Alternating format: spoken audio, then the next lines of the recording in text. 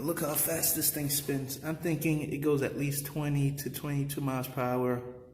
I haven't been able to record it. Never felt fully safe riding this thing at high speeds. And listen, it seems as if it has different gears. That's first gear, second, third, fourth, fifth, sixth, that might be seven. So the wheel in and of itself is excellent.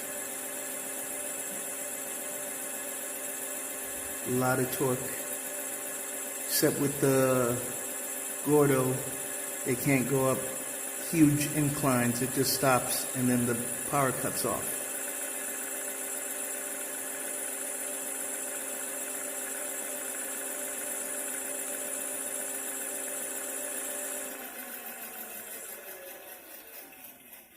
And this here, the lights feel hot. Don't know why. So I put a flat bar at the bottom instead of a square tube because I had hex bolts that didn't meet the length requirement, so I figured I'd try that. Except now, this, and this, those square tubes keep buckling. So if you notice, the wheels aren't straight. So that will be the next step. But I was noticing that it needed more strength up here. And so that's why I put that flat bar. So I think I have some Ackerman steering going on. Notice this wheel is more out than this wheel. That was accomplished by accident, but nevertheless, it's this square tube running into this square tube. And I'm going to show you when I turn it the other way. There's no Ackerman steering.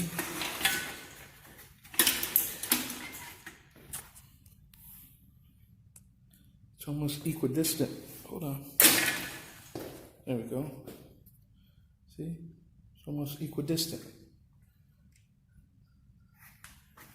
I did a stand above to confirm it. So you notice it looks about equidistant.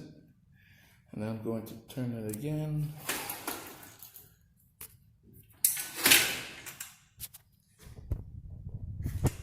So notice the difference. This wheel is turning out, this one's barely turning in. I think we solved it.